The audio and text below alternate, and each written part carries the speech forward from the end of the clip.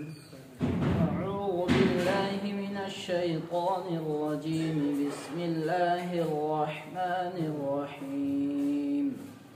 يا بني إسرائيل اذكروا نعمتي التي أنعمت عليكم وأني فضلتكم على العالمين.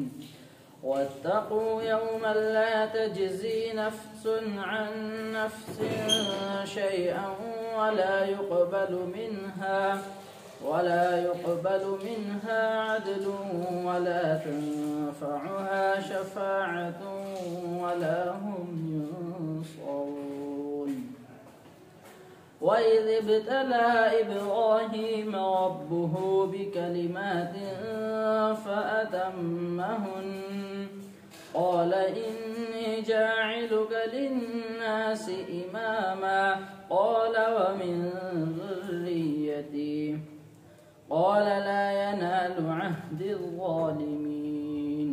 وإذ جعلنا البيت مثابة للناس وأمنا واتخذوا من مقام إبراهيم مصلى وعهدنا إلى إبراهيم وإسماعيل أن طهرا بيتي للطائفين والعاكفين والركع السجود. وإذ قال إبراهيم رب اجعل هذا بلدا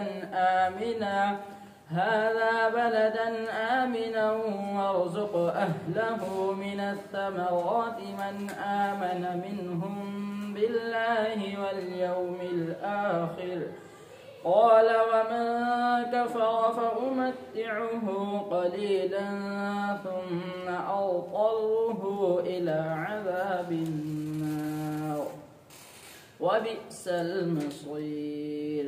وإذ يرفع إبراهيم القواعد من البيت وإسماعيل ربنا تقبل منا إنك أنت السميع العليم ربنا واجعلنا مسلمين لك ومن ذريتنا أمة مسلمة لك وأرنا مناسكنا وتب علينا إنك أنت التواب الرحيم.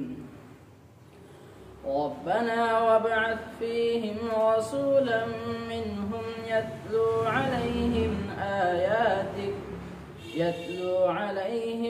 آياتك ويعلمهم الكتاب والحكمة ويزكيهم إنك أنت العزيز الحكيم.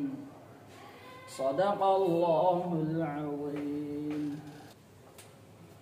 अस्सलाम वालेकुम रहमतुल्लाहि व बरकातुहू। तर्जुमा कुरान का जो सिलसिला चल रहा है उसमें आज सूरह बकरा के 15वें रुकू की तिलावत आपने समाअत फरमाई। 122 नंबर आयत से 129 नंबर आयत तक उसका तर्जुमा और हल्की फुल्की तफसीर आपके सामने। अल्हम्दुलिल्लाह रब्बिल आलमीन वस्सलातु वस्सलामु अला रसूलिल करीम व अला आलिहि व सहाबिहि अजमईन अम्मा बाद।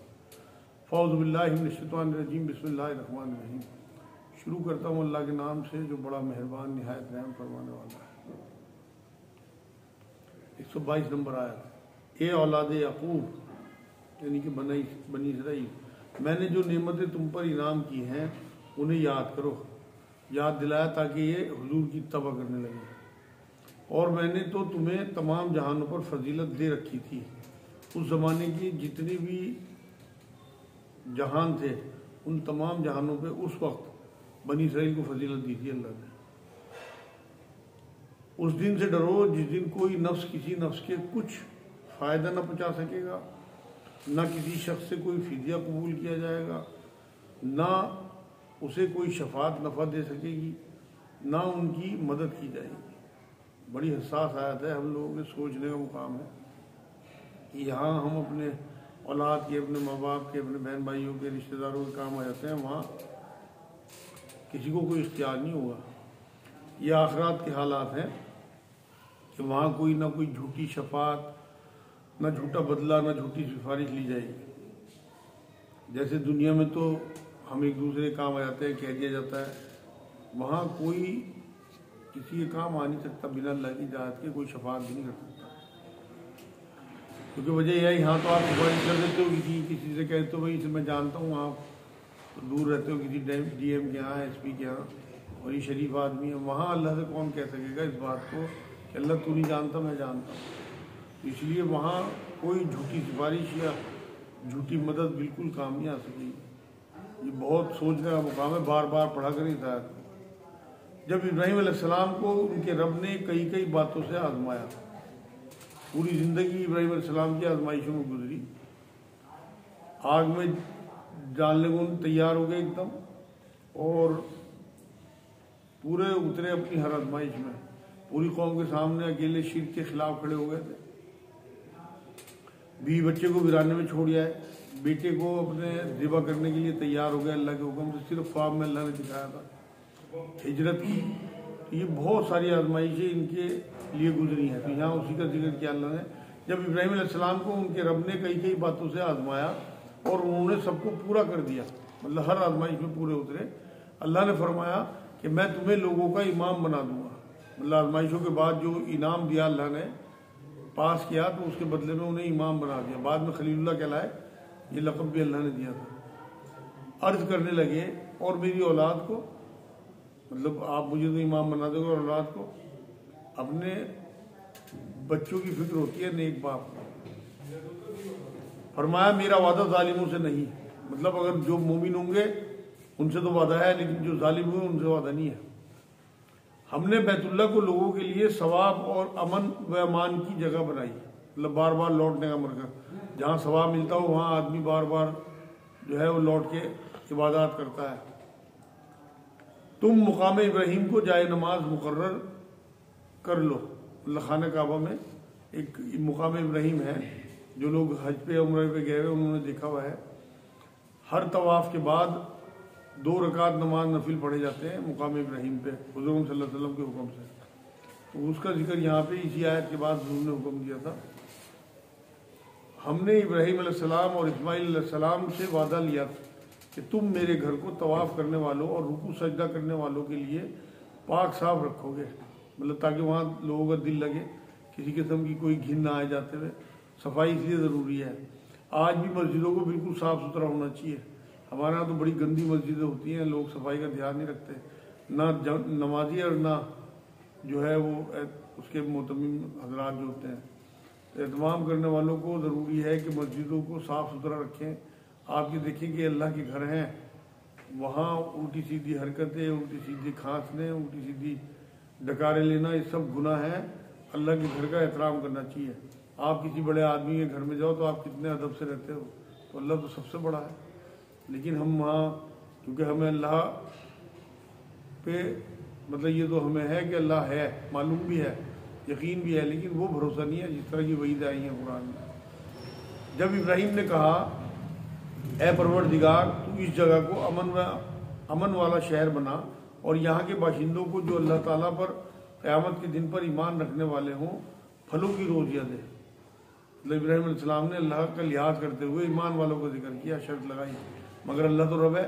उसने आगे जवाब इनकी दुआ का ये दिया, अल्लाह ने फरमाया मैं काफिरों को भी थोड़ा फ़ायदा दूंगा, मतलब मैं रब हूँ, मेरे लिए सब बराबर है।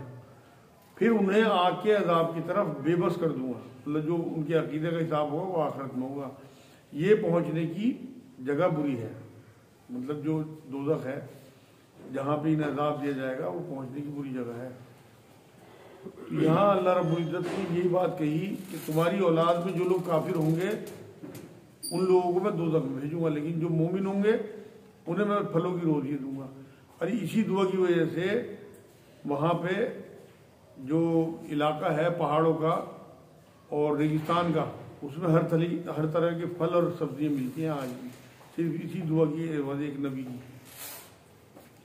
इब्राहीम अलैहिस्सलाम और इस्माइल अलैहिस्सलाम काबे की बुनियादें और दीवारें उठाते जाते थे और कहते जा रहे थे कि हमारे परवरदिगार तू हमसे कबूल फरमा, तू ही सुनने वाला और जानने वाला है।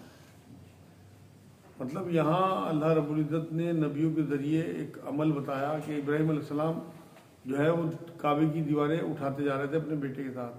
हज़रत इब्राहीम अलैहिस्सलाम बानी नहीं थे, उन्होंने काबा नहीं बनाया था। शुरू में सबसे पहले तो आदम अलैहिस्सलाम ने काबे की तामीर की थी।